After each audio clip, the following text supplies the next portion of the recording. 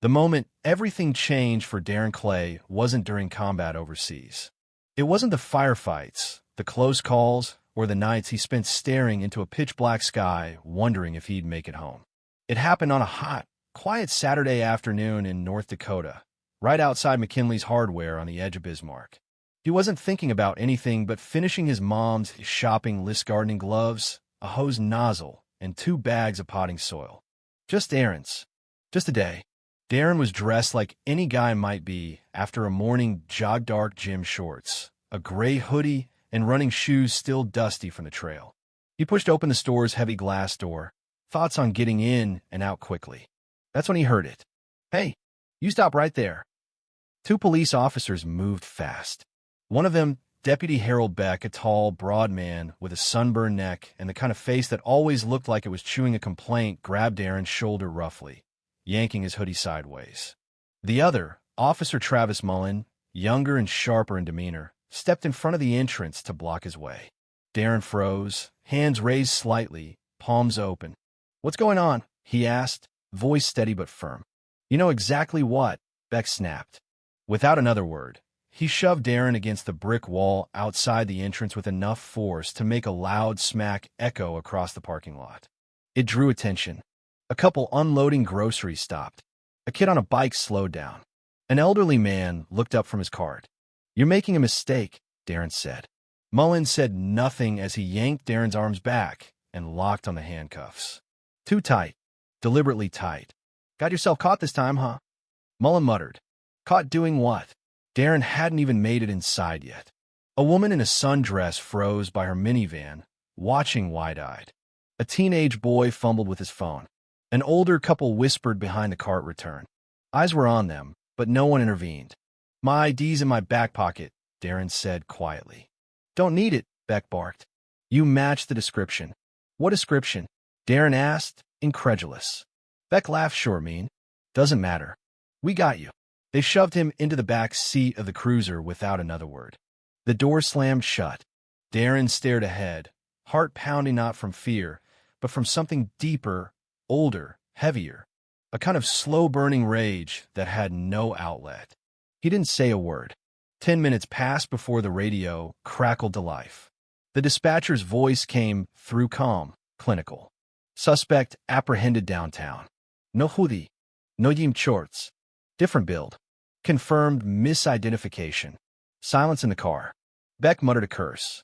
Mullen's face flushed red. Neither man looked at Darren as they opened the door and unshackled him right there in the parking lot. No apology. No explanation. "Get out of here," Beck said, waving him off like he was trash. Darren stood slowly, rubbed his wrists, and stared at them. No flinching. No blinking. "You'll hear from me," he said, voice low and even. Beck sneered. Mullen looked away. Darren turned, walked back toward the store, and picked up a shopping cart like it was any other day. Gloves. Nozzle. Soil. His hands moved, but his mind was elsewhere. The sting of the cuffs hadn't faded. He loaded the bags into his trunk, glancing once across the parking lot. The officers were gone, but the moment hung in the air like smoke after a fire. Then a voice called out, "Darren." He turned. It was Mr. Elridge, the retired Navy mechanic who ran the pawn shop next door. Gray crew cut, worn-out boots, the scent of coffee clinging to his shirt. "You all right, son?" Darren offered a small smile. "Yeah, just a misunderstanding." "Didn't look like one," Elridge replied. Darren shrugged. "I'm fine. Don't let him walk on you," the old man said. "Not you. Back home," his mother Valerie called from the kitchen. "That you, baby?" "Yeah, Ma," he answered, towing off his sneakers. She peeked around the corner, drying her hands on a towel. "You get everything?" He smiled for real this time. "Got it all." She looked at him a little too long. "Mother's new. You sure you're all right?" "I'm good. Just tired." She didn't push. Later that night, when the house was quiet, Darren stood in front of the hallway closet, the one with things he hadn't worn since he left the Army. He pulled out his dress blues jacket, trousers, boots. Medals lined neatly on a velvet board. He laid the uniform on his bed, piece by piece. This wasn't about revenge. It was about respect.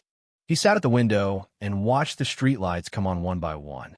In the reflection, he saw a man who'd fought wars for this country, now fighting a quieter, deeper one at home.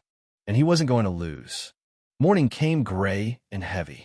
By 6:30, Darren was suited up, the tie straight, the gloves white, the combat infantryman badge pinned above his ribbons.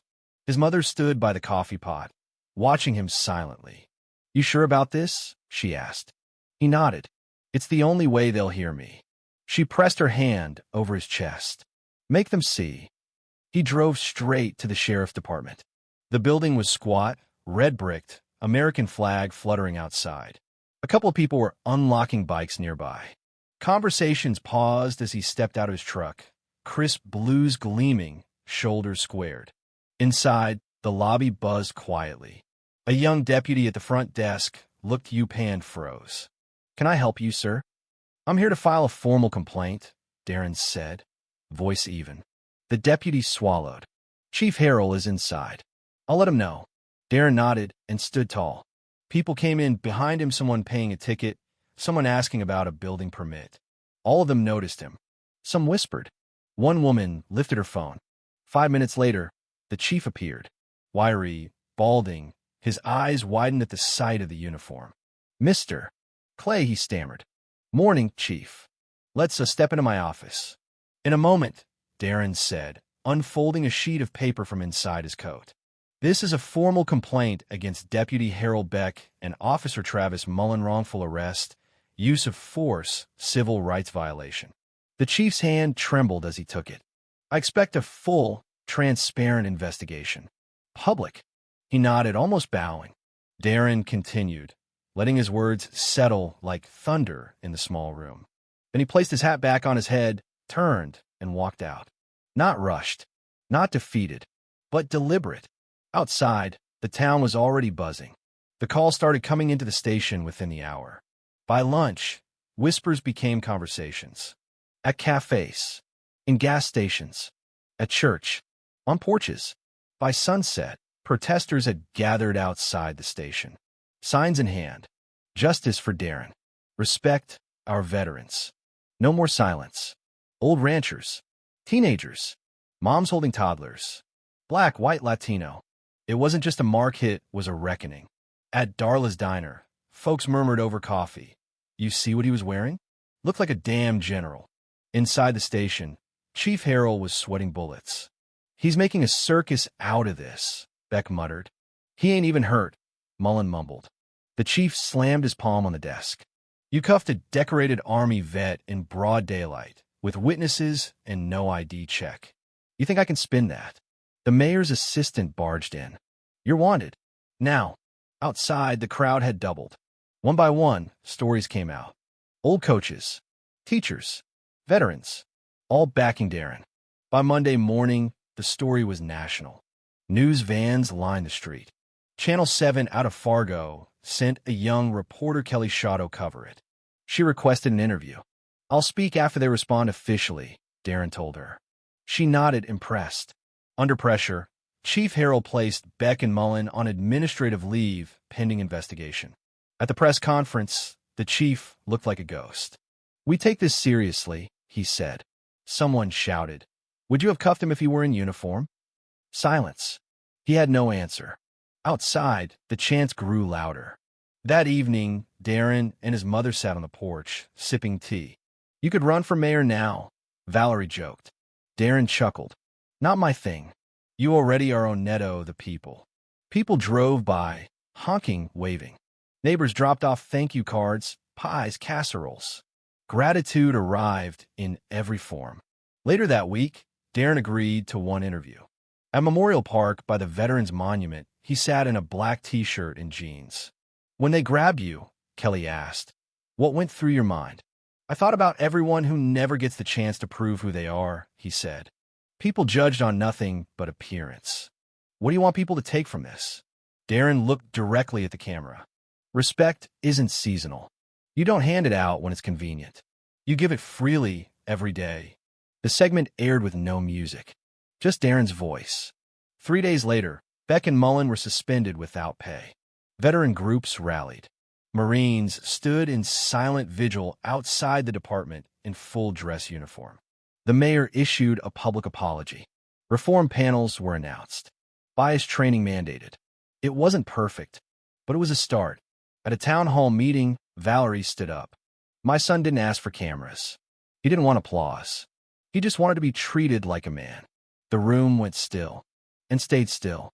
In the weeks that followed, the news crews left. Life returned to normal. But something in Bismarck had changed. People looked each other in the eye. Store clerks said good morning. Kids learned Darren's name in school. Not because he was loud, but because he stood silently until people listened. Respect, he'd learned, isn't granted by uniform or medal. It's owed from the start. And if the world forgets that, sometimes you have to remind it calmly, firmly, and for everyone who can't. And Darren Clay had done just that.